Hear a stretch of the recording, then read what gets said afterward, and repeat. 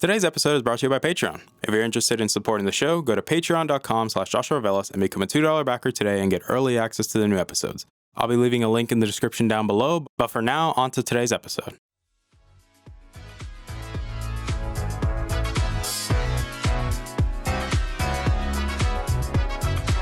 You're listening to the Augmented Experience podcast. I'm your host, as usual, Joshua Velas. I'm a student, musician, and a gamer at heart. Join me as I sit down every week to talk about all the latest news in the technology, business, and video game world. I hope you guys enjoy.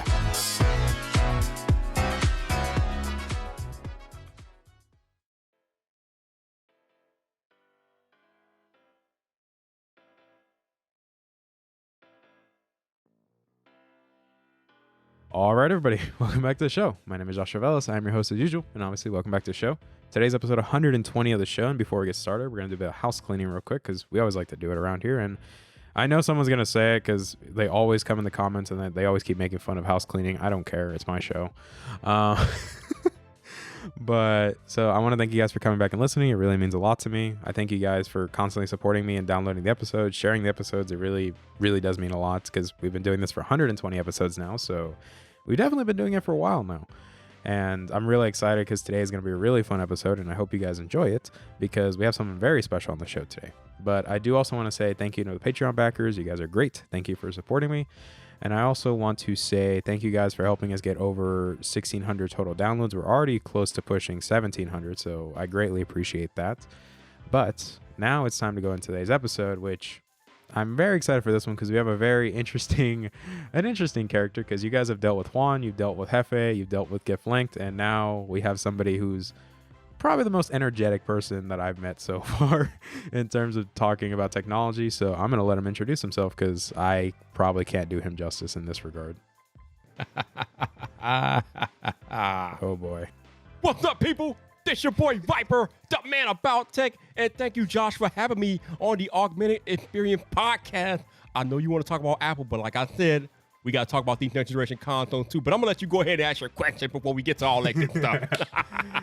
I knew he was going to do that. Thank you, Vyyyper. I appreciate having you on, brother. It's really great. I know I love the energy because, you know, it's definitely a big stress. It's a contrast in styles because everybody knows I'm more calm, mellow, relaxed, and Vyyyper is more energetic. That Vyyyper is always the energetic one in the room. But I know that we were going to talk about the state of Apple, which we are, but I wanted to have this one as more of a free flow conversation because I can't really, in my mind, I'm like, I can't really constrain Vyyyper in this sense because it's like Juan is a little bit easier because Juan just likes to stick on a topic and then we just go from there. But like Vyyyper said, we're gonna delve a little bit about the next generation consoles because there definitely is a lot to talk about, especially after all the recent information that has come out. And it is going to be interesting to say the least because we've seen new information about Halo. We've seen new information about the games that are coming out. And obviously I know Vyyyper really loves Sony. I know you shoot on a Sony camera. You've already stated multiple times you're gonna buy the PS5. Obviously the captain of Team Apple. So I don't know. I'll let you talk about this because I know like you were the one that mentioned it first. So I'll throw it to Vyyyper and see what like. How do you really feel about the next generation in your opinion? Oh, you want to start here first? Okay, you want to just go right for the jugular. You know what? I respect that. But as far as it relates to the next generation of consoles, it's funny because I'm an Xbox guy. I had the Xbox, the OG Xbox. I had the Xbox 360, the Xbox One. I've had all the Xboxes. So it just kind of pains me to see the approach that Microsoft is taking with this next generation of consoles. My biggest issue is that they're making the focus about Xbox Game Pass and not actually about what the next Xbox Series X can do. The question is, what makes the Xbox Series X worth purchasing? And when you have Microsoft coming out here and saying that every game that comes out for the next 2 years will still be playable on the Xbox One, Xbox 360, Xbox One X, whatever. Or not? Okay, no, that's wrong. Let me back up. You're going a bit too far on that one. Yeah, let me back up. So Microsoft had come out and said that all these games that are coming out for the next 2 years will be playable on the Xbox One, Xbox One S, Xbox One X. That's what I meant to say. So with that in mind, I'm just thinking to myself, how does that make the Series X enticing when all of the games are going to be playable on the older Xbox One consoles when you got Sony squarely focused, laser focused on the PS5 and that next generation experience. Sony is showing off gameplay and game for the PS5. We got Spider-Man, we got the upcoming sequel to God of War. I mean, we got Ratchet and Clank remake. I mean, they got all these heavy hitting titles that will only be able to be played on PS5. And you got Microsoft talking about, oh, we're not going to even give you an actual Xbox Series X exclusive until 2022 or 2023. How do you win a next generation console war that way? I don't understand it. I know in the long run, it'll probably make Microsoft more money to get more people locked into Game Pass. True. But on the flip side, to get them locked into Game Pass, you know, if they don't already have an Xbox, you have to entice them to want to buy an Xbox Series X. And focusing on Game Pass and not the actual box itself might be detrimental to what Microsoft is trying to do in the long run. But what is your thoughts about this, Jock? Because I'm a little perturbed about all this, man. Like, I get what you're saying. Like, I've said multiple times that I do not believe it was a wise idea to make it run, specifically, let's talk about Halo Infinite. I've even said this in last week's episode where I mentioned that it was not a bright idea to make it run on the base Xbox One. I think if anything, Halo Infinite should have only been run on the Series X, but if they wanted to use an Xbox One, they should have just used the X and that's it. And I think the idea, yes, I like the idea. It makes sense. It's very consumer friendly. I get it. That's the direction that Microsoft wants to go, that they want to push towards, hey, we're for the consumer. We want to be, pro-consumer in this sense. I can't say prosumer because that's a whole different thing than pro-consumer. But being pro-consumer, I think this is a very double-edged sword. Now, granted, I do believe it's wise because, as I mentioned before, like even in the sense as being a computer engineer, that hardware is not the future right now. It's mainly software. Software driven is really the direction things are going.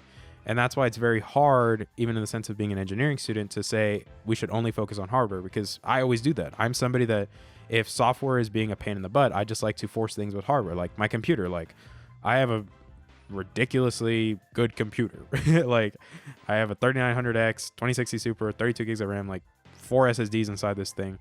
And I always try to force things with hardware, but then I realize, well, the software also has to work. Even though in my mind, I'm like, okay, now you're probably thinking like, how does this all relate to the idea of Game Pass over the Series X? And the way this relates is that, yes, I think it's wise that Microsoft is pushing Game Pass in the direction that they are, because there is no competition from Sony in regards to it. It's just objectively fair. That's fair to say. Like PSN Now is not comparable to Game Pass, but it's also a double-edged sword, because you're basically saying that, hey, you don't have to buy the Series X to like play the games. You can just buy Game Pass. You can play it on your computer. You can play it on your phone, because as we've already established, as it was said earlier, that Game Pass is now going to include xCloud in September, which that's really big. The fact that Microsoft is going to push their cloud gaming service straight with Game Pass at no extra cost. It's just included in there. And I think that's great. I think that's a wise idea, because it makes it very easy compared to Stadia. And it makes it very easy to approach like pushing xCloud out to the market. However, I do think it was very sad that they didn't really show many games that really push the Series X, even though, yes, there are games that are going to run only on the Series X, like Forza Motorsports, Hellblade. Obviously, Halo's running on the original Xbox One, which, we can talk about that a little bit later. But there are going to be exclusive games. And, like people said, like showing gameplay and everything, because I even mentioned this because somebody wanted me to talk about it. When somebody ran the numbers, like actual hard numbers in terms of who showed more gameplay at their events, because the Xbox event, a lot of people thought it was, I thought it was okay. I didn't think it was the best, but I thought it was okay. But it did show that, hey, Microsoft is making new games. That's actually good. And I have my thoughts about that. But when they ran the numbers, Microsoft actually showed more gameplay than Sony at the event, because I think the Sony event, it was timed at 6 minutes and 30 seconds, while the Xbox event was timed at 9 minutes and 50 seconds. So, and even though, yeah, there's some PC gamers, I think, I don't know if it's somebody, I don't want to mention names because I'm not about that, even though I know who it is and I've seen the video, but they were talking about how Sony didn't really show gameplay at their event. And I'm like, well, they did. They showed Ratchet and Clank, even though he was only showing the trailer that they showed, like the intro trailer, like showing the SSD at work, really just showing the jumping between worlds. And he was like, wow, this is so next-gen gameplay. And I'm like, well, if you actually continued past that, you would have saw the actual gameplay where they showed the mechanics. And I'm like, that's the gameplay that they're referring to. But I'm really interested to see. Like, I'm still planning on buying a Series X when it comes out, because that's just who I am. Is I naturally prefer Xbox. I grew up, even though yes, I started with a PS2. That's what I started with. I started with a PS2, and then I bought a Nintendo DS, and then I bought a Wii, and then they got me my 360 when I was 13 for my 13th birthday. And after that, I bought a 3DS, and then I bought a 3DS XL, and then I bought the Xbox One, the original base Xbox One, and then I eventually sold that to buy a 1S. And now I don't even have an Xbox because I just don't have room to store all that stuff. But I am planning on buying the Series X when it comes out, because even though, yes, my friends have told me, Josh, you can just play Halo on your computer. Like, you have a beef computer to play the game. Like, you don't need the Xbox. And I'm like, well, true. But there's just something about me that I just really like about Xbox. Because like I said, there's a lot of stuff that just, it's very difficult to explain the attachment people have with the Xbox brand, because it is legendary. It is. That's just objectively speaking. Like, when the Xbox 360 and the PS3 were competing, yes, the PS3 won the race, but we also can't say that it was a normal race, because that generation, the 7th generation of consoles, lasted almost 13 years. They didn't last the normal lifespan, because when we actually ran the numbers accurately, or like at least like a normal console generation, the 360 stomped the PS3 most of the way through until the very end. But as even the numbers have shown, I think even Vyyper will agree with me, the PS3 won the race, because since it lasted longer, they were able to push games at the very end, which Microsoft didn't do. PlayStation pushed out The Last of Us, which obviously the first Last of Us is amazing. I think it's okay. Let me stop you right there. Like I said, I am actually an Xbox guy. So when you tell me that PS3 won the race, I'm like, no, the hell they didn't. Like you said, Xbox 360 stomped PS3 out, and it was only when Microsoft took their foot off PS3's neck that PS3 actually did anything. I mean, come on, let's be real here. The 360 was everywhere. I mean, the 360 was all over the promotions, all over. Like, you couldn't walk a block without seeing 360 back in the day. That was back when Xbox was in its heyday, when Microsoft knew what they were doing. I don't know what they're doing right now, but back in the 360 heyday, they knew exactly what they were doing.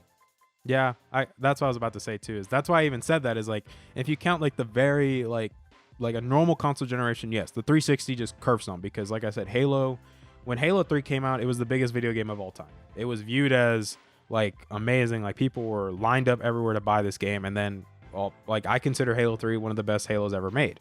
My friend Gilberto will fight me and he says Halo 2 is better, and I'm like, okay, we can debate that later. But Xbox was legendary. The brand is legendary. Like, that's just, objectively speaking, it's well known. Like, Halo, or specifically Master Chief, is a cultural icon at this point. Like, he is, like, in terms of gaming, yes, he is more well known than Kratos or God of War and anything that PlayStation has made. But sadly, at the rate we're going, it's at the start of the Xbox One, it was a very weird time, because management was different. There was no direction. They were trying to push this as a media box, and it just wasn't a good idea to push this as a media box, because it just wasn't that. Like, how do you go from a game-centric console, which a console was for games, to a media box for watching TV and stuff like that? And I think they did the right thing when Phil Spencer took over, because it was the wisest decision. It was a healthy move into a better direction.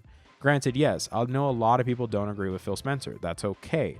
Like, you don't have to agree with, how people feel about him. Like, that's okay. Like, everybody has allowed their opinions, But I think that with the direction of Game Pass, it makes sense, because pushing towards services is a wise idea. And like, that's really even segues perfectly into like talking about Apple, because it's also what Apple's doing. Apple is focusing on services heavily, which makes sense. They just care about you getting whatever, like, and we'll even talk about this as we go into talking about the state of Apple, that services are a healthy way to go. Even though, yes, in the short term, it doesn't make much logical sense. It doesn't. Like, I'm just being honest. The PS5 is definitely more focused, because they definitely have pushed towards making games exclusive for the PS5, even though, yes, we have, like I said, it's going to be interesting, because the launch titles for the PS5 are just, I think it's Godfall and Spider-Man are the two big ones for sure. And then for the Xbox, it's Halo, and I don't know if it's Grounded as well. And Hellblade is definitely not coming anytime soon. Neither is Fabled. Neither is Avowed. Neither is games like Battletoads. Well, actually, no, I think Battletoads is actually coming soon. So that actually could be good. Well, it looked good based on the trailer. It looked really good, actually. But listen, man, like we've been saying on this podcast, Xbox Game Pass is all good and well. I mean, that's the way. That's something to look forward to in the future. But when we're talking about selling the actual box, unless you give me a reason, unless you highlight the power of the Series X, I don't really have a reason to go out and buy one right now. And that's my biggest issue with Microsoft. Yes, Game Pass is nice. Yes, in pro consumer, I can appreciate that.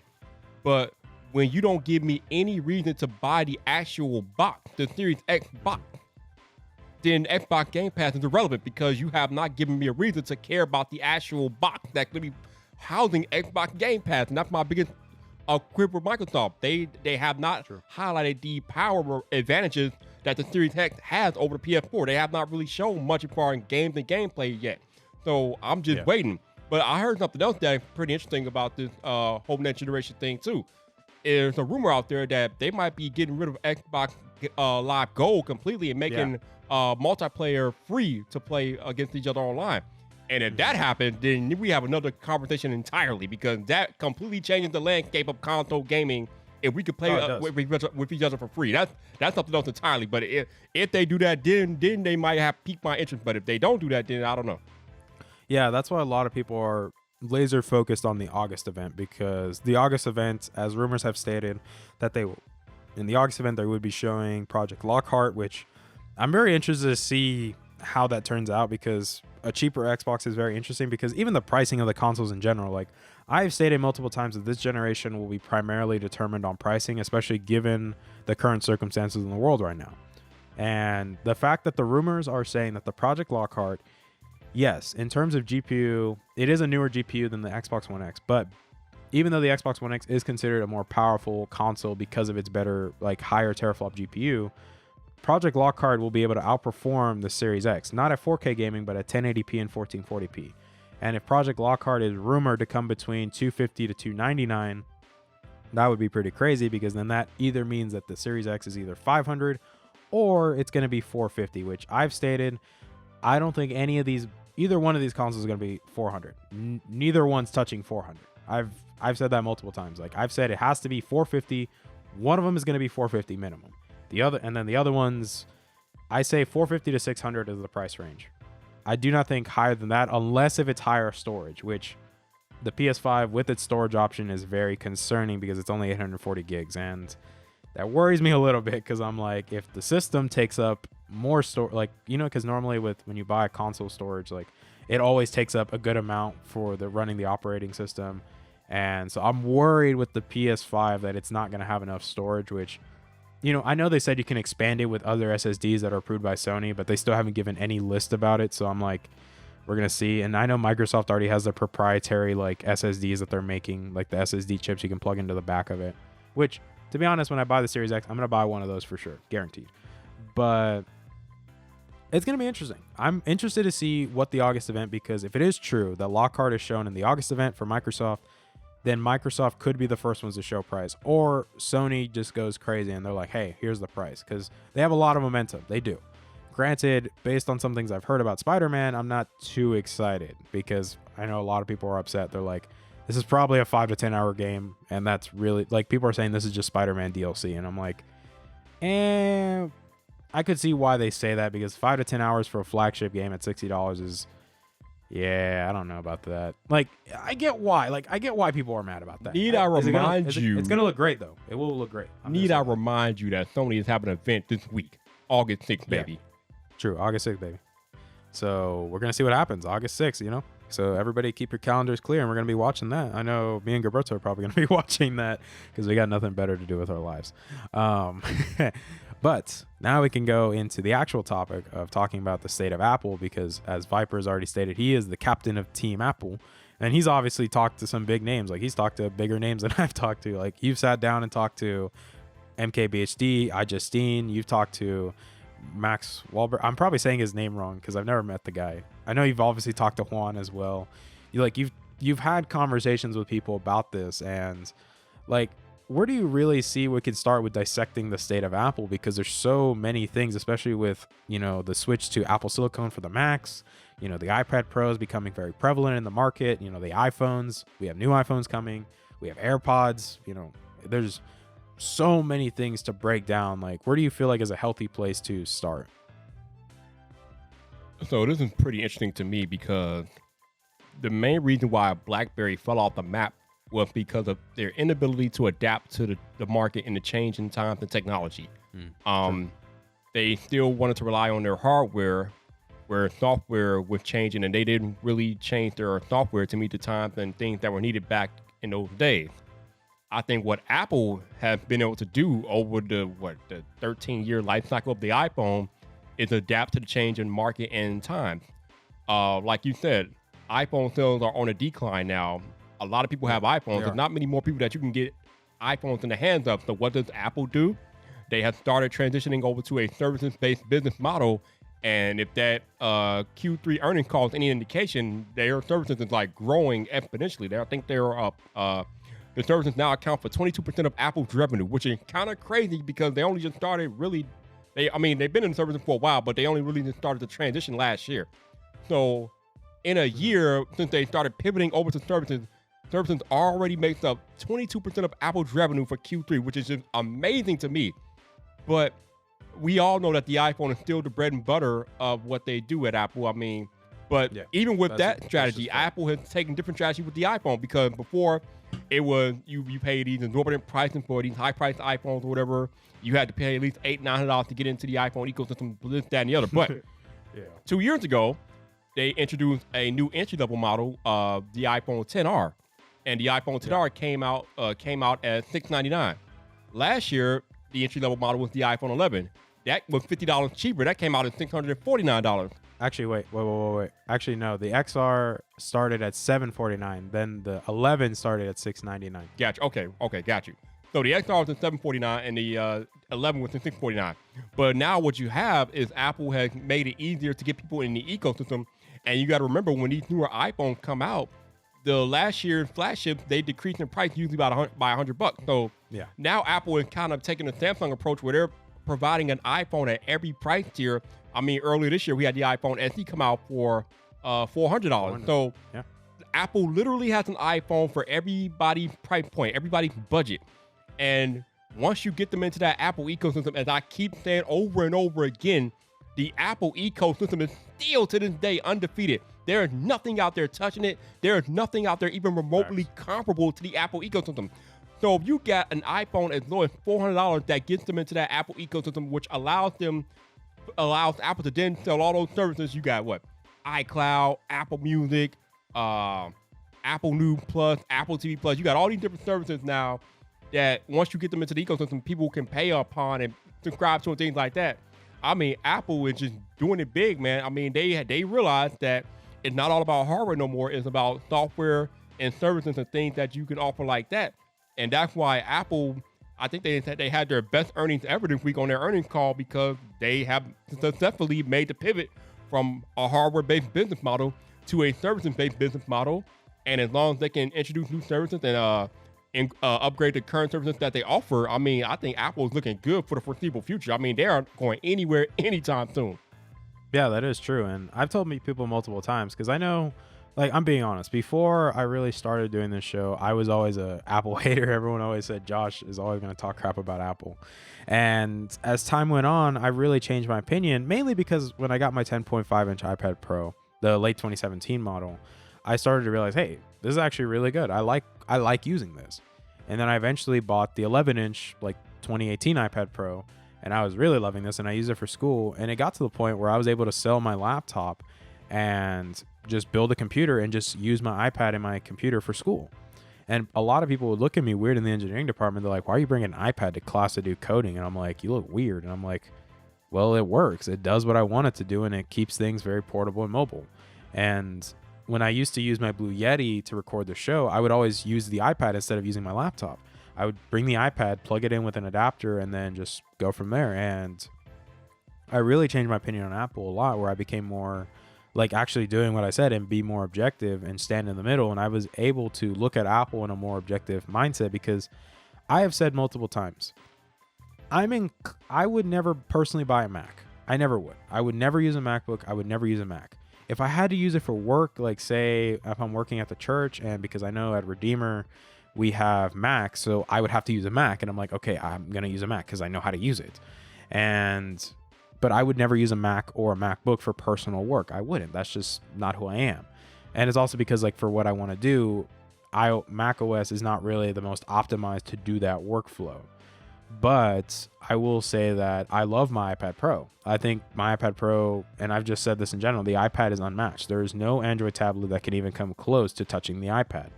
Same thing that I've said about the iPhone, where I wouldn't be opposed to using an iPhone, even though a lot of people thought that I was going to buy an iPhone this year, and I actually ended up buying an S20 Ultra because my man Vyyyper be coming in clutch over here. And I bought the S20 Ultra instead because I got a good deal on it. And I've told people, I'm not opposed to using an iPhone. I'm not. I don't hate the iPhone. I think the iPhone is great. And the Apple ecosystem is phenomenal because it's just so well optimized. It's so well rounded that there's always something for you. Even though, yes, with iOS 14, a lot of people might consider switching because it adds a lot of features that people have wanted for a long time on iOS, where better file management or better app management, like widgets and stuff like that, and adding back playing videos in the background. And it was good. And I'm excited to see what happens with iOS 14 when it finally launches.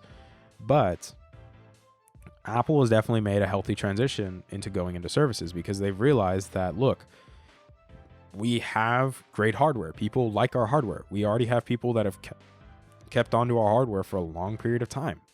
We need to make services to keep them in this ecosystem. That's why Apple Music they definitely pump more into Apple Music to make it better. They pumped a lot into Apple News Plus and TV Plus, and then they've added all these new features and everything to make it go just work. Like iCloud is becoming more usable. It was already usable, but now it's becoming even more usable. And now you have AirPods, which now you can enjoy your Apple Music with your iPhones. They made the iPhone SE an affordable entry-level iPhone for $400, which is crazy. It's not a perfect phone, but it definitely is a good iPhone to get into people's hands for $400. And you also like I mentioned, the XR when it first came out was $749, and then when the 11 came out, started at $699, and then the XR dropped to I think it was $599 somewhere around that price point, or $649 somewhere. And they just keep reducing the prices of these phones and making them better. And it's always just interesting with that sense that Apple realizes that they just want to get phones in your hands. They just want the hardware in your hands so that they can sell the services and keep improving them over time. Because as you use them, they get better because I'm okay, people are using this. This is what they like. This is what they don't like. How can we improve it? And it just helps everyone in the end, because once the manufacturer knows what works and what doesn't work, then they're able to make the appropriate changes to make the experience even better for the consumer. And I think it's exciting, in my opinion, that Apple is that they've already made this change and it's worked. And they realize hey, people are liking their products. And even though, yes, I know there's some people, especially when we jump to talking about the Macs, that the prosumer and the pro users are not too happy about the Macs for specific reasons. But we can start talking about the Macs because obviously they're the biggest news right now because of the switch to Apple Silicon. How do you feel about that change, especially because I know, Vyyyper, you use a MacBook to record your show and edit everything. So I'll let you talk about this because you're more familiar with macOS than I am. Yeah, so this is actually pretty cool. It's interesting. The relationship between Apple and Intel has been rocky for a long time now. Mm-hmm. I mean, last year we had Apple buying out Intel cellular modem business because they couldn't meet Apple's demand to have 5G chips ready for these upcoming iPhones. So Intel ran away from the business. Apple brought up the business, and now Apple has their own in-house modem business. But it's going to take them at least 4 to 5 years to put out a chip that Apple made. So we'll have to wait for Apple to make their own cellular modem. But they do have the in-house business to be able to do that now. There's been a lot of talk for a while now that the Intel CPU that Apple were using in their MacBooks have been holding Apple back. So Apple they have been planning this transition for a while now, transitioning over to using their own Apple ARM chip, now what they're calling Apple Silicon. So we finally got the official announcement at this year's WWDC that Apple is planning to transition to using Apple Silicon in their MacBook Pros and other MacBooks and things like that. So and over the next 2 years, Apple is moving all their MacBooks over to using Apple Silicon. Now, this is major because we already have Apple Silicon in iPhones and iPads, and they vastly, Josh, and I mean vastly, outperform their Android counterparts. Hell, they are outperforming some laptops. So, I mean, when you have silicon this good, and Apple is going to put them into MacBooks now, because remember, the iPhone and the iPad, they don't even have fans, and they have small bodies. They have no ventilation, and these chips are working this good in bodies that have no fans, and they're very small. So now you get a chance to put these powerful chips in MacBooks, which normally do have fans, and Apple can customize the hardware and the software to work in congruency. I mean, the sky is the limit for what they can do with their own silicon in these MacBooks. And I gotta believe they're going to trounce their Windows PC counterparts when they do introduce these Apple silicons in their MacBook, because they're already doing it on a mobile front. They already are doing it on an iPad and iPhone front. So there's no reason to believe that once they can put these things into actual computers, that they're just going to trounce the Windows market. And I don't know. Now, do I think this is gonna like affect their market share as far as like getting more people to buy MacBooks over Windows? Maybe a little bit, but probably not much, because then you're talking about macOS versus Windows, and I think most of the world still prefers Windows, which is fine. Me personally, I prefer macOS because I think macOS is more frequent and better.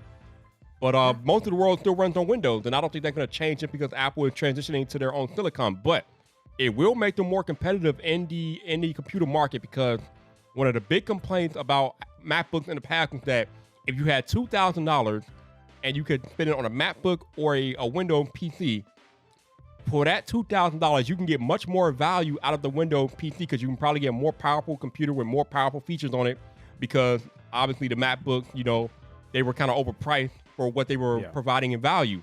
But now, after they finish this transition to Apple Silicon, you take that same $2,000 and you think about what it can get you in terms of a Windows PC versus an Apple MacBook with Apple Silicon. It becomes a very different conversation, and I'm pretty much excited about that, and I'm very excited to see where they take it and what they do once they are able to put their own chips and control the whole process top to bottom from hardware to software on their MacBook. True, and I've said this multiple times, like, because I've used the same argument. It's like, if you had $2,000 to spend, would you buy a base MacBook or would you buy a fully decked out PC? And I've always told people, look, it really just depends on what you want to do. If you want to do like gaming, or if you want to do like gaming, live streaming, like, or do them at the same time, or even like engineering workflows that involved AutoCAD and things like that, then yes, I would stick to Windows, because Windows, as I mentioned before, is well equipped to do that workflow, because it was designed to do it. And macOS just isn't designed to do the engineering workflow properly. That's why a lot of schools, they actually like forbade, like they literally tell students, they tell you, do not buy a Mac. Don't do it. Don't waste your money. And I see why, because I've seen students come into class and they've said things like, oh, I have a MacBook. Am I able to run this software on it? And he's like, unless you know how to do boot camp, you can't. And most of the students don't even know what the hell it is. So like, they're pretty much shit out of luck, and they have to go use either their friend's computer or go to the library.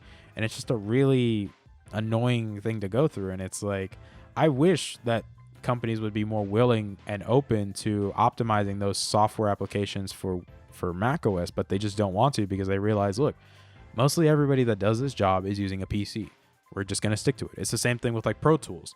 Pro Tools, Avid has said that they've optimized it incredibly well for macOS, and that's fine, you know. But granted, Avid is now realizing, hey, we're going to start optimizing it more for Windows, because we've started to see that Windows is getting some really, or PCs in general, are getting some really good parts, and we want to include those people, because Apple, as I mentioned before, in terms of the Macs, it is great that they're using their own silicone. I think it's great. I think it's an amazing idea, because it's going to give more value, because now they don't have to sell you a base Intel processor. Now they can sell you a good processor, and then I don't think it will lead to reducing the prices. I think in the low end it will, but in the high end, they're able to do more with those high-end Macs that will justify the price and give it more value.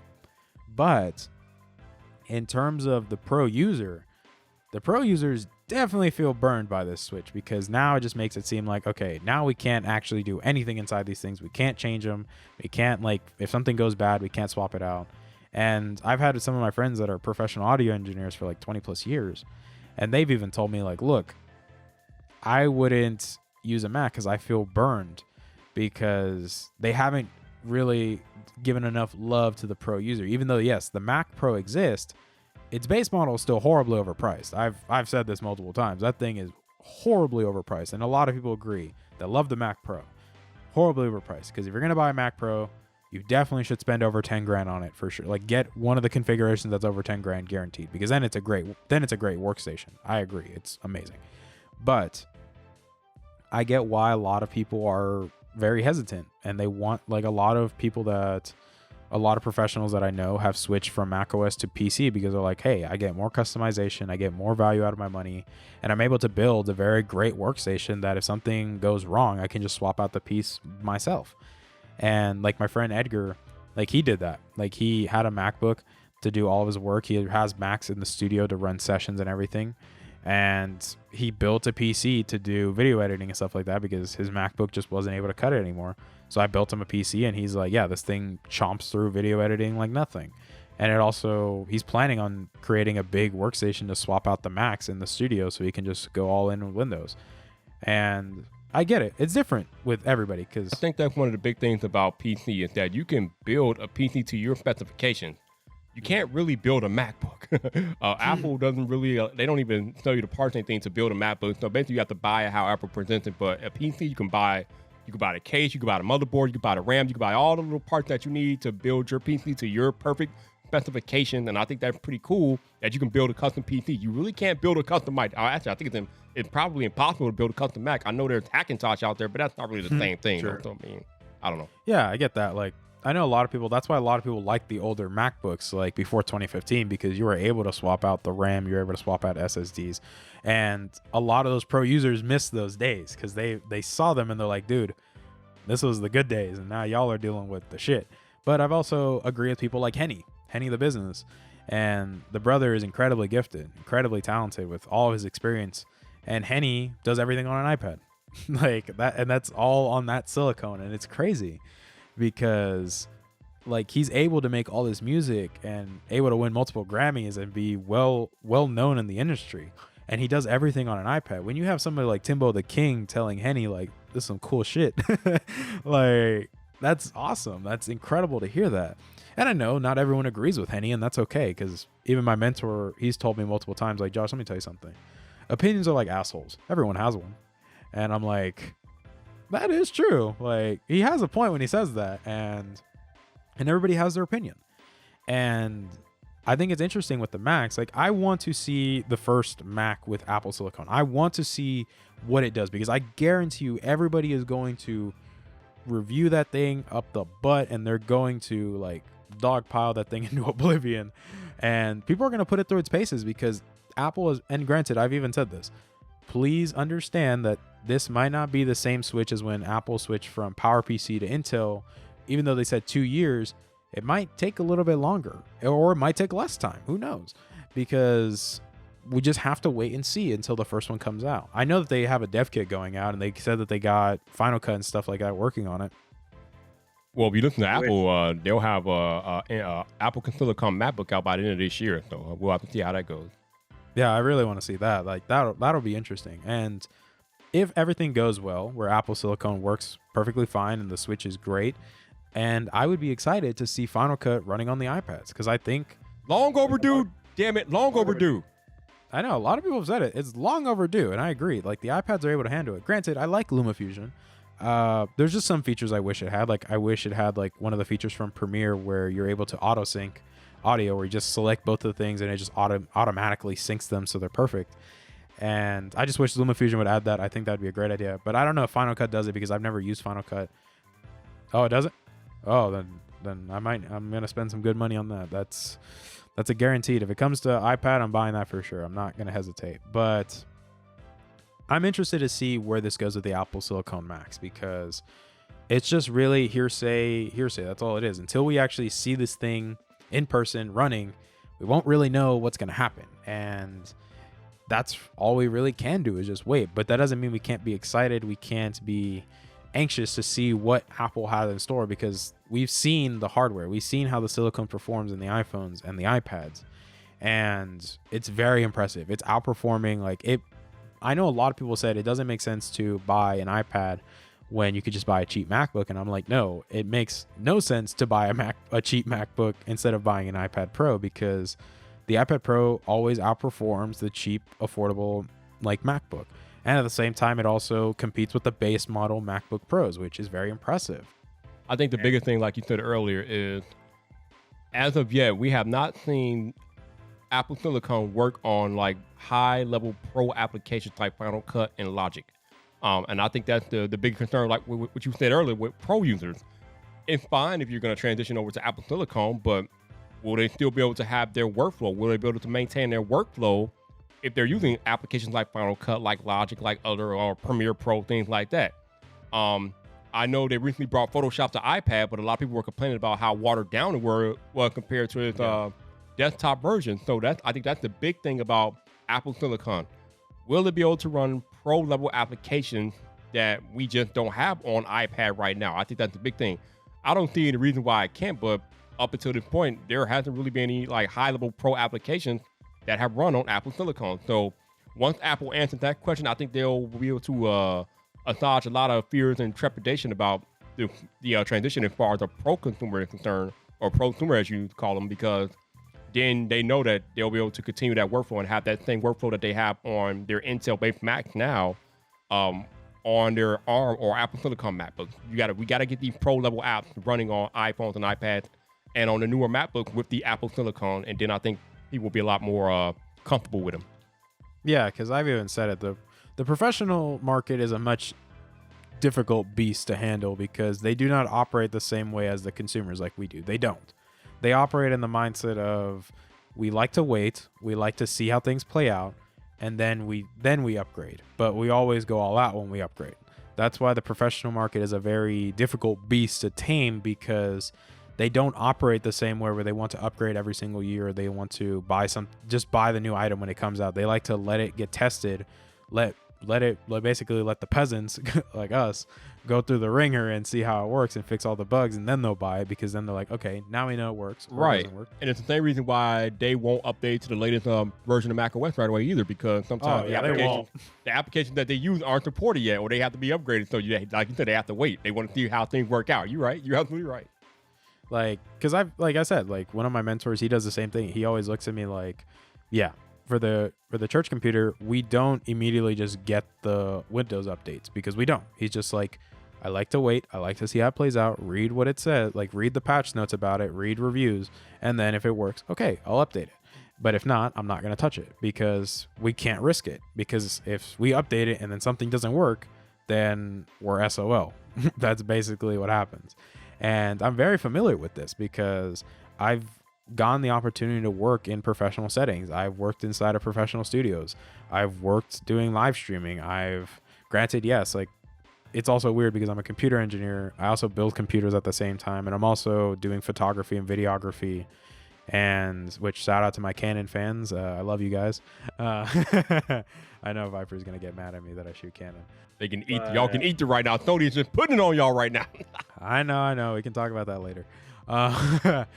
But I've started to become more well-rounded. Like, I'm just somebody that like understands these complex workflows because I'm doing it. Like, I'm able to do all my workflows on my computer because obviously I have my own custom PC, and this thing just chomps through editing videos and editing audio like nothing. It just burns through it. And that, granted, because I'm team AMD, because the Reds. I know, no, I'm not implying anything else before somebody says like I'm a blood or something like that. No, I'm not implying that, because let's not go down that route, because that's a whole different can of worms to open. I know my cousin's gonna start making jokes now because she always does. But it's gonna be interesting to see how the professional market reacts, because yes, a lot of professionals are switching to Windows now because they just don't like the direction Apple is going in. But as the consumers, we're like, hey, this is cool. Like, this is interesting.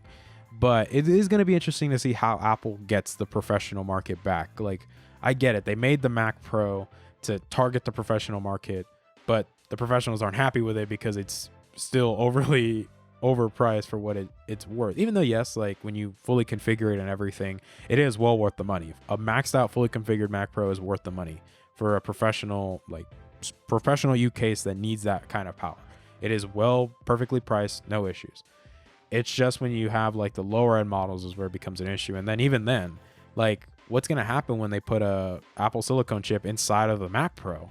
How's that going to work? Because if that machine is designed for the professional market and you can't really do much, like you can't upgrade it, then it's like, what are you going to do? And like I said, it will be interesting because the Apple silicone, there is no lower variations. It's everyone gets the same chip. The only difference is obviously if it runs on the iPhone and iPads, or the iPhones will get they'll get their version, the iPads will get a better version, and then the Macs will get a better version. It just keeps adding on top. And this doesn't even address like what Apple's going to do with AMD, because Apple really actually uses AMD graphics cards. So we don't know how this is going to play out in regards to their chipsets. And even though, yes, AMD is also making really good processors on computers, that's putting Intel in the dust. So it's going to be interesting to see what happens, because a lot of people thought Apple was going to switch to AMD because the Threadrippers are amazing. The 3900X is amazing. 3950 is amazing. Now they're making the XT. We have the 4000 series coming, and these processors are showing to be incredibly capable, like workstation beasts that Intel just can't touch. But the fact that Apple just went straight to their own silicone made sense, because I think even Rene Ritchie said the same thing, that Apple wanted to see like a consistent domination of AMD rather than just let them win. Let's see how they act after 1 year, because yes, AMD has been on top for 1 year. If Apple was going to switch to AMD, they probably wanted at least 3 to 5 years of constant winning. That's what they wanted to see probably. And they're like, we haven't seen that and we don't want to wait for it. So we're just going to put our own silicone in there. And it's going to be interesting. Like I said, I'm excited to see what happens with the Apple silicone inside the Macs. And I'm also interested to see how it affects the professional market, because even though some people say it's a very niche market, it's also the one that kind of pushes the needle, because they're the ones that have the big bucks. They're the ones that are not going to hesitate to drop money. Even though, yes, we can drop money and we can do it more frequently, when they drop money, they drop it big. Like they drop big money right up front. They're like, Apple knows they get a lot of money out of the professional market. So it'll be interesting to see what they do. But this also transitions perfectly into talking about the iPad, because the iPad in recent years has become the talk of the town. It's become this incredible, like unsung hero tool that people are like, holy shit, this thing is actually amazing. And as somebody that uses an iPad Pro, I can attest to it. I was very happy when I got my 2018 iPad Pro. Granted, I got the base model with 64 gigs, but I eventually got the 2020 iPad Pro, even though I said I wouldn't buy one, but because I got a good deal where my pastor bought my old one with my Logitech keyboard, and then they let me use a tax exemption, so I was able to buy the 2020 one with 256 gigs because Micro Center had a good deal. I just bought that. And then I bought the Magic Keyboard, even though I might slightly regret buying it, because then I bought the Logitech one, and I kind of like the Logitech one more. But like, I don't know. How do you feel about the iPad Vyper? Because I know you've hinted about it throughout the episode, but like, how do you really feel about the iPad Pro? The iPad Pro is an amazing device, and especially if you get the Magic Keyboard. Lord have mercy, if you get the Magic Keyboard, it completely changes the way you experience iPad. But the iPad Pro by itself is amazing. Like, for a lot of people, it has become their laptop replacement, although for me, it can never be my laptop replacement because, like I said earlier, we don't have the pro level apps on there that I need to do my thing. But I mean, for probably 90% of the people out there, the iPad Pro, they can use that and not even worry about having a laptop. It's amazing. And I love the fact that it's so ergonomic and it's so versatile. I mean, if you got the Magic Keyboard, it could be like a laptop. If you don't need the keyboard, you could just use it as a tablet. You could pretty much take it anywhere. It could fit in your bag. I have an iPad with a LTE, so you can use it practically anywhere with internet signal and things like that, because it has LTE. Right now, there are no MacBook with LTE, so hopefully that's something Apple will be working on with their transition as well. But right now, if you want a computing device, an Apple computing device with LTE, an iPad is your only option. So the iPad has so many different things that it can do. It's so versatile in the way that you could use it and its use cases. And it's no surprise that the iPad saw like 31% growth this year in Q3 after that earnings call because of the current situation that we're in, working from home. The iPad is the perfect work from home device. I mean, good Lord, like I just said, it could replace a laptop for a lot of people. And with people working from home these days, the iPad, it's just, I mean, you got a perfect storm here. You got a global pandemic that it's making people work from home now, and you got this computing device that's this iPad that can be a media player, a workhorse, internet device. I mean, it can literally do anything and everything that you need to do. You could change the way you use it by adding a keyboard or not adding the keyboard. I mean, the iPad versatility cannot be understated. Not to mention the fact that it syncs with your iPhone and your MacBook if you have those devices. It gets you into that Apple ecosystem where you can access all of those Apple services and things like that. I mean, and like I said before, and I'll say it again like I did the video a few months back, the best Android tablet is an iPad. Let's not make no mistake about it, baby. The best Android tablet is an iPad. I stand by that because the iPad is the single best tablet. That's why you see it in schools. That's why you see it in grocery stores as point-of-sale terminals.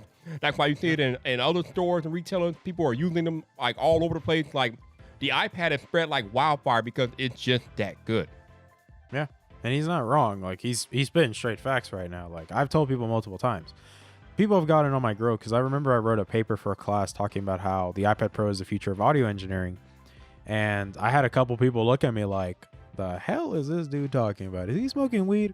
And I'm like, "No, I'm not. Like, I'm perfectly sane, sound-minded right now, but I just feel like the iPad Pro is definitely going to be pushing the market forward because for audio engineers, like I said, Henny has proven that you can do it. You just have to get used to the workflow. And that's just something that a lot of people aren't used to is changing their workflow because, like I said, professionals are very, I wouldn't say stubborn, but they're very meticulous in how they do things. They have a way of how they want things to get done. And when you throw in a new variable that you don't know how to use it, then it just makes things incredibly weird because you're like, what the hell am I supposed to do? And you know, for Henny, he's been honest. It was a tough switch. It was hard for him to do that switch, but he's even said it like it made the most sense because it just made things simple. It went back to the days of when he was younger and he was just able to vibe and just kick it and just make good music. Just, you know, I wouldn't say willy-nilly, but just free flowing it. Like he wasn't so confined. He wasn't constricted. He was able to be free, creative, and he was able to pull this stuff off. And he's had a successful career being an audio engineer. And talking about just the iPad Pro in general, or just the iPads in general, is they're used everywhere. It makes sense. Like Apple has done a great job. And even though, yes, some people tell me you can't replace a laptop in every use case with an iPad, and I say that yes, that is true, but that margin of error is becoming very, very thin where you can use that excuse because there's a lot of good apps on iOS that you can use coding on that can code every language, like Python, or I think it was another one that I keep forgetting, but I have both of them.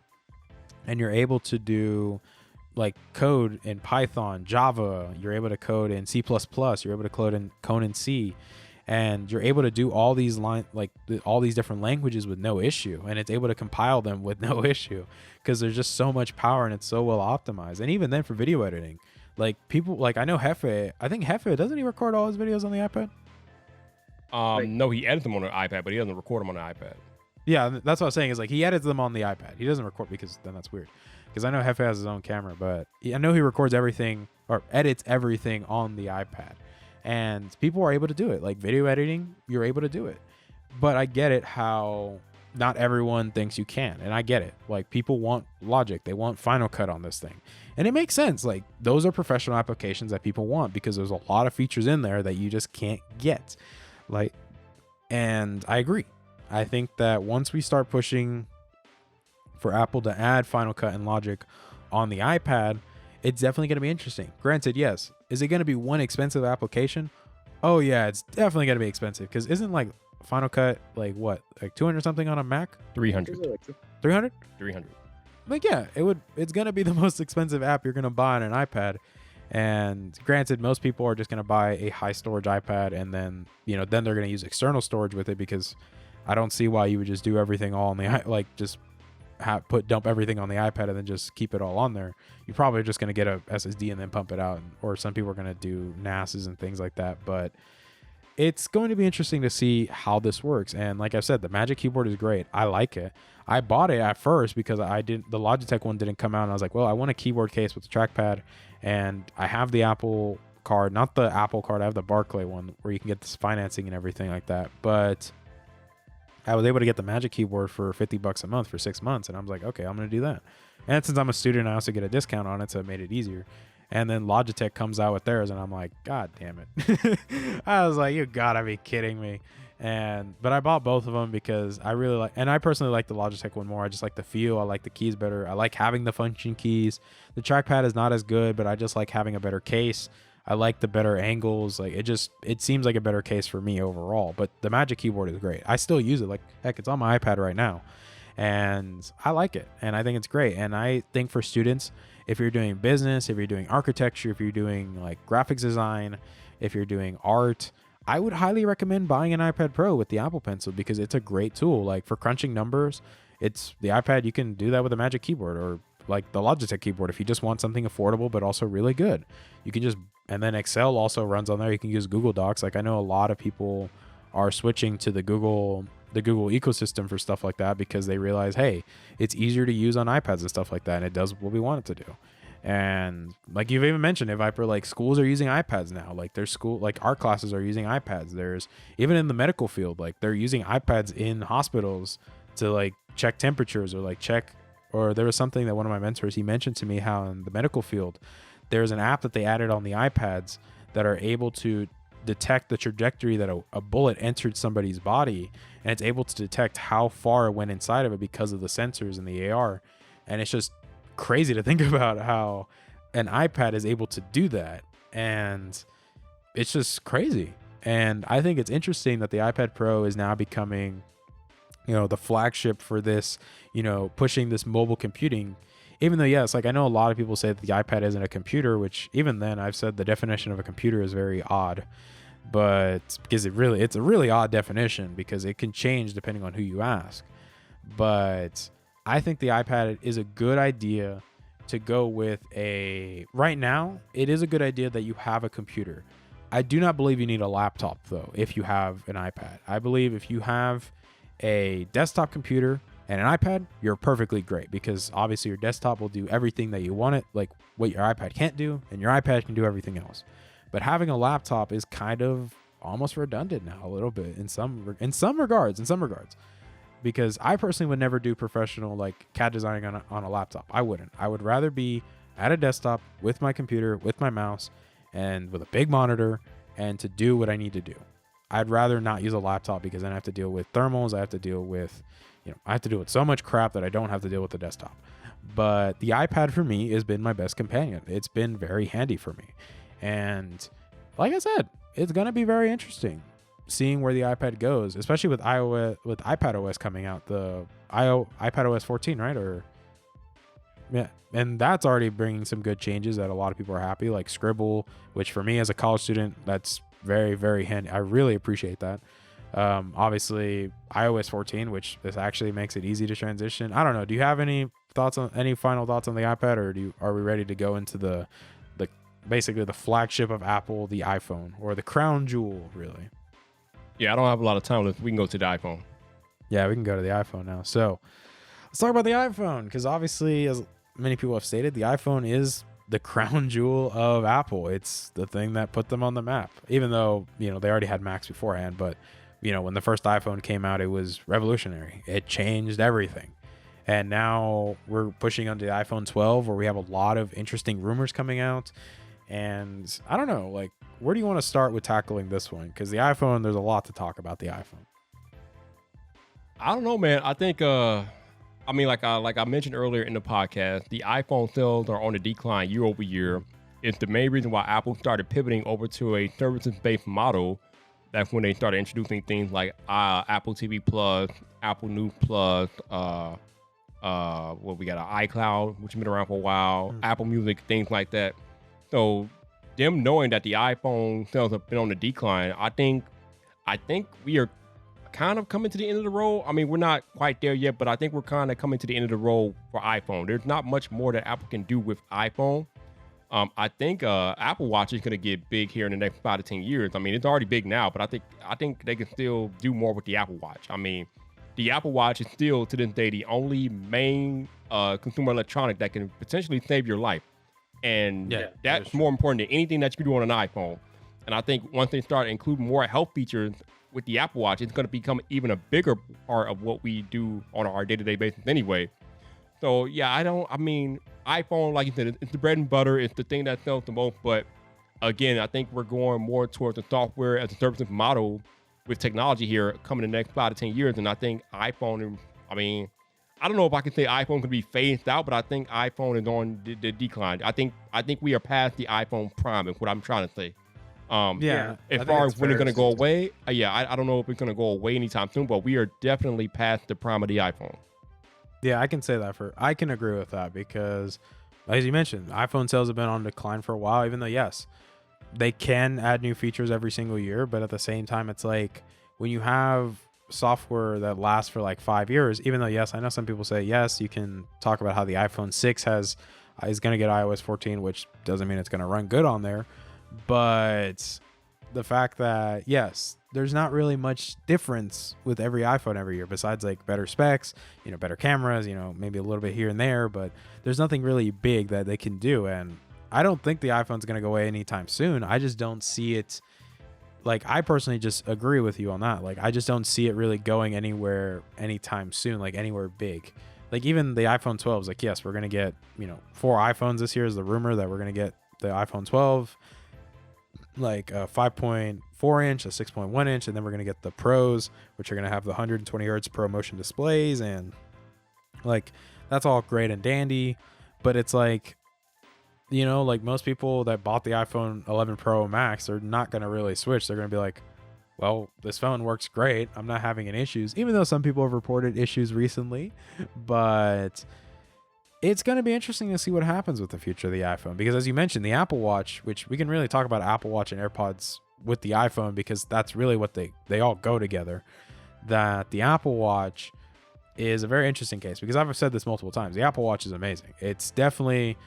Apple has definitely refined it so well to the point that now it is the standard. Like, there is nothing close to it. Even though, yes, I know a lot of people like the Samsung watches. I know they do.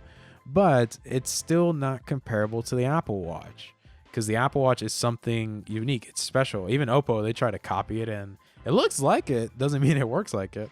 But the Apple Watch is just something that's just so unique, and it's great. Like, it can save lives, and people have shown that it can actually save your life. And there's not many things that people can say, technology that people can say can do that. There's not many pieces of technology that somebody can say, hey, this actively saved my life. And that's big to say that. And Apple can say that because they've shown that the Apple Watch can save your life. And yes, they're going to add more features to it. They're going to add, like, that's where I see Apple's going to start investing more rather than the iPhone. And even the AirPods. Like, AirPods, I didn't like the AirPods when they first came out. I thought they were a terrible idea. I made fun of them, and I bullied those things into all hell. When the AirPods Pro came out, do I agree that they shouldn't have been $250? A bit, but I also bought a pair for my birthday, and I love them. Like, because I got the original, like the Gen 2 AirPods, the first original design of AirPods, but just the Gen 2 version. I hated them. I like the connectivity. I like how it just connects in my ear. I just didn't like the fit. I didn't like how they sounded. And then when I went to return them, I bought the AirPods. They had AirPods Pro in stock, and I was like, you know what? It's my birthday. I'm going to buy some AirPods Pro.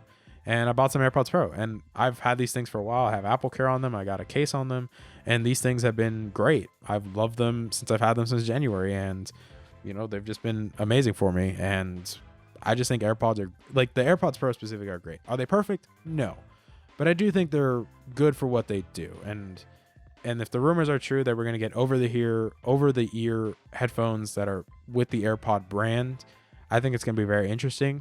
I'm interested to see how that affects Beats in the long run, because like I said, AirPods are becoming much more popular than Beats. And, it's going to be interesting to see what Apple does with them. But aside from that, the iPhone, yes, while it is on the decline, it's still making money, and Apple's still making moves to just push the iPhone into the hands of consumers just so they can get their services. And yes, they keep refining the silicone every year because Apple's able to successfully do that, where they're able to make new silicone every year. But aside from that, and the Apple Watch is continuing to improve every year, even though I think we're going to get to a point where it just plateaus. And I think that's just what's going to happen. It's just going to plateau eventually. And the AirPods are still very new, so it'll be interesting to see what they do with them. But aside from that, I don't think there's really anything else we've left out in regards to Apple. I think that pretty much covers all the bases in regards to everything. We talked about the AirPod, like we talked about the iPhones, we talked about the Macs, we talked about the iPods, or well, iPods are dead at this point, but we talked about the iPads, and we've pretty much covered everything at that point. Like, I don't know, is there anything else you have on your mind, Vyyper? No, I think we covered everything. I think we're good to go, man. Yeah, I think we pretty much are at that point. Like, obviously, I know you mentioned you're kind of running out of time, so we can't really talk about Sony and Canon, but I really appreciate you coming on, Vyyper. It really, really means a lot to me. You took time out of your day to come onto the show and just have a nice conversation and, just have a little bit of fun, No doubt, man. Thank you for having me on. I appreciate you. Yeah, I greatly, like I said, the honor is mine, bro. Like, I really appreciate you coming on, but I love you guys to death. Thank you guys for coming back and listening. I hope you guys enjoyed Vyyper and the personality and also the discussion we had between us. And I just really appreciate that you guys came back and listened. And I hope you guys enjoy the episode, because I know it is a long one because I haven't had a long episode in a while, but I hope you guys do enjoy this episode and listen through it, because it is a very great conversation that we've had. And I don't know, is there any final words you have for the listeners, Vyyper? Nope. They know where to find me, so I got nothing to say. Yeah, I'm going to be leaving a link down below so you guys can go to Vyyper's channel, subscribe to him, go watch his videos, because Vyyper's been doing a lot of great stuff. You can also go listen to his podcast, because he's had a lot of interesting people on his show as well. And, I know he's always a busy man because he's always getting that work in. But again, Vyyper, thank you for coming on. I really appreciate you, brother. And for everyone listening, if you're watching on YouTube, just click the dislike button, whichever one you feel like is appropriate. Click the subscribe button, click the notification bell, and just so you guys know when these episodes actually go live. And if you're listening on Spotify, Apple Podcasts, wherever you like to listen to your podcast, just let me know how you guys think about the topics, and just hit me up on my social medias, because you guys always like to do that. So, but I love you guys to death. Please continue to be safe, have a wonderful week, and just keep being awesome, guys. I love you guys to death, and I'll see you guys next week. Bye, guys. Hey there. Thank you for listening to today's episode. I really appreciate it. Thank you guys so much for taking time out of your day and listening to today's episode. If you're interested in supporting the show, whether it be financially, clicking the follow button, or just sharing the episode, it all works for me, guys. Thank you guys so much for your time, and I love you guys to death.